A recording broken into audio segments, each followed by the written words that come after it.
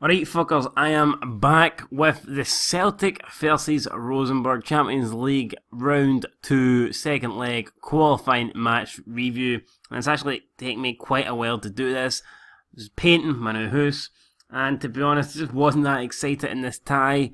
Celtic had a 3-1 lead from the first leg, and yeah, to be honest, I thought this tie was over.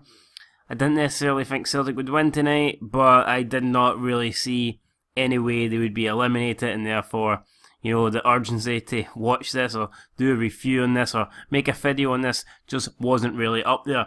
What I have been watching though is Eddie Shithouse Hearn talk about a potential fight between Anthony Joshua and Deontay Wilder.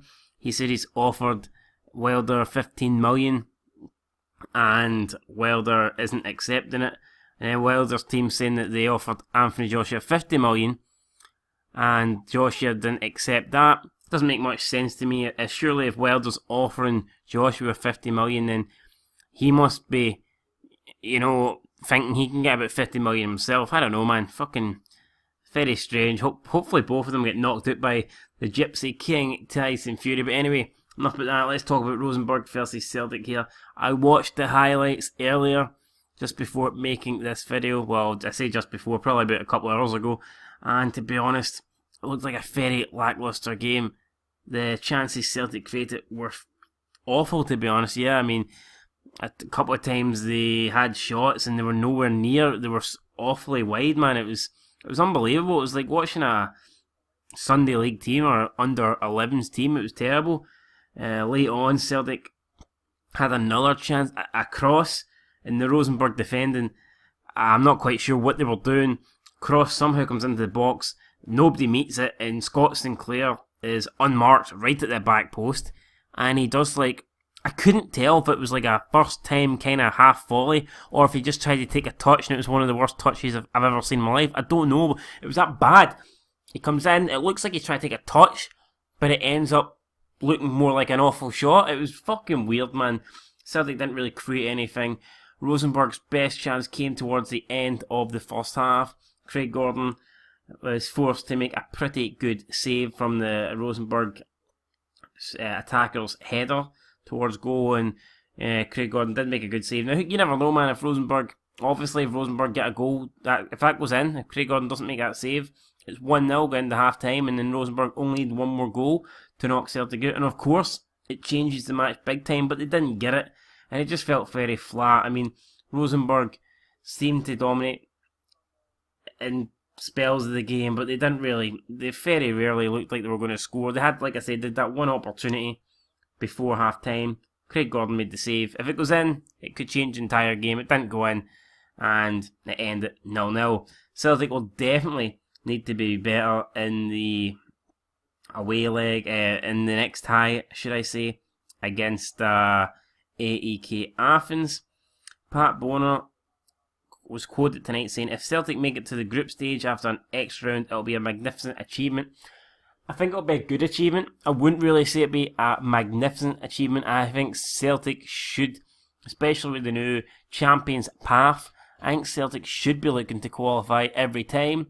I'm not saying they're head and shoulders above the teams like Rosenborg or AEK Athens, but I think Celtic should be looking to qualify for the Champions League, and anything expected not to would be real negative in my opinion.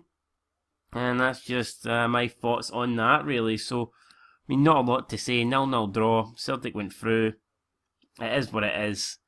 Yeah, I know what I mean. They play AEK Athens next, who I believe are a bit of a step up from Rosenborg. I wouldn't say there's a massive difference between the teams, but you also have to remember that Rosenborg did come into this tie managerless. They have sacked their long-term manager just days, I think, before coming into the tie against Celtic. So, I mean, that obviously didn't help them.